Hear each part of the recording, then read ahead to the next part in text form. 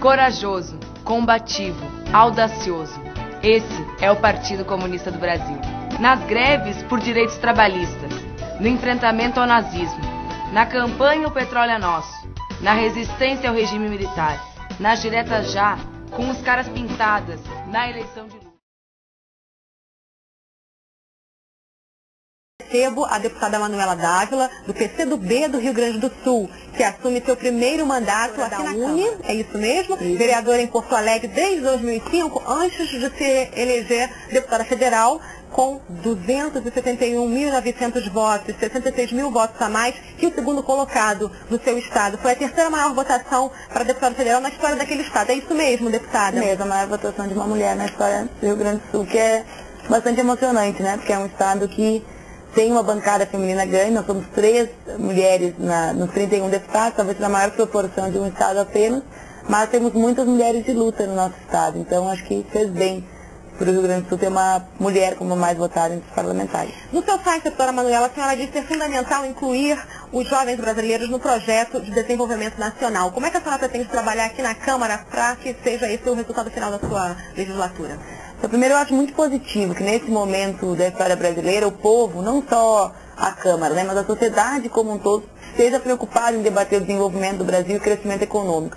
Por quê? Porque é dado o momento, nós temos um governo que tem disposição de fazer essa discussão, de executar medidas que façam com que o país cresça. Agora, quando eu digo envolver a juventude, é porque nós ouvimos muitas opiniões, muitos debates, né? Nós temos um movimento de trabalhadores forte que legitimamente reivindica o seu espaço no projeto de desenvolvimento, mas para além disso, na minha opinião, nós temos que pensar em 48 milhões de jovens. O desenvolvimento ele não é algo que vai acontecer de hoje para amanhã, né? Ele tem que ser pensado a curto e a médio e a longo prazo. Né? E a médio e a longo prazo, a população adulta do Brasil vai ser a desses jovens que hoje morrem numa quantidade de 30 mil por ano, vítimas do tráfico de drogas, vai ser dos 91% de jovens que ainda não atingem o ensino superior. Ensino superior esse que é fundamental para o desenvolvimento nacional, que produz conhecimento. Então, eu acho que é um dos desafios da Câmara, não só meu, né? Eu talvez seja, entre os parlamentares, a mais obsessiva com a temática de juventude, não por ser uma área específica, mas por ser um contingente muito grande de brasileiros que talvez reflita de maneira mais estereotipada a desigualdade que a gente ainda vive no nosso país. Então, acho que a ideia é essa, é conseguir pensar em como envolver na discussão, né, que eles possam também ser protagonistas do Brasil que vão viver e que vivem, né, mas também em políticas sociais, né, em políticas educacionais, na perspectiva de um Brasil desenvolvido e soberano. Eu queria que a deputada Manuela, então, começasse falando sobre o PAC. A senhora acredita que o projeto, o pacote de medidas, tem consistência para levar o crescimento do país a 5% ao ano?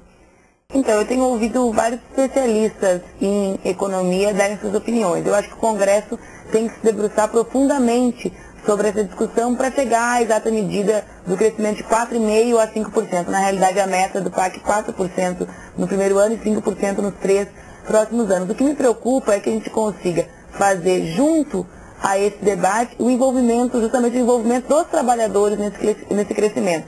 Eu vejo o PAC como algo positivo, né, fruto um registro desse sentimento que eu expressei no início, do povo e o governo querendo discutir crescimento, querendo discutir desenvolvimento, e eu acho que 5% é uma meta boa para o segundo mandato do presidente Lula, mas eu acho que ainda falta ao PAC o debate de como fazerem os trabalhadores serem sujeitos do crescimento econômico do nosso país, porque existem determinadas opiniões em setores pequenos que representam poucos na sociedade, que pressupõe que o crescimento econômico deva retirar direitos desses trabalhadores. E para nós, crescimento econômico que retire direitos dos trabalhadores não é crescimento econômico sólido que sirva para a maioria do povo do nosso país. Portanto, essa é uma preocupação que eu tenho, né, não relativa ao PAC, porque ele não trabalha com nenhum desses aspectos, o único que trabalha é com o FGTS, né, o único aspecto relativo aos trabalhadores, assim, objetivamente é esse, mas eu acho que é importante que a Câmara, junto ao debate do PAC, também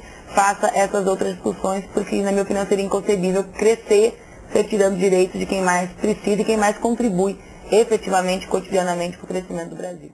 As obras de infraestrutura empregam muitos trabalhadores, não é à toa que grande parte dos empregos gerados no último governo do presidente Lula acontecem em decorrência disso. Então, o outro debate com relação ao salário mínimo, justamente o nosso governo conseguiu fazer com que esse salário voltasse não só a ter aumentos evidentemente pequenos, perto do que o povo precisa, mas permanentes e que tivessem como meta a recolocação dos seus perdas e uma tabela de recolocação de perdas para os trabalhadores que são assalariados pelo mínimo.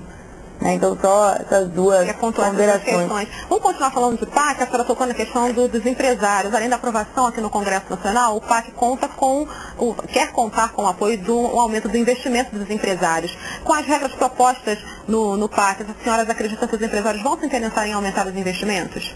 Eu acho que vai existir um maior investimento, sim, por parte dos empresários.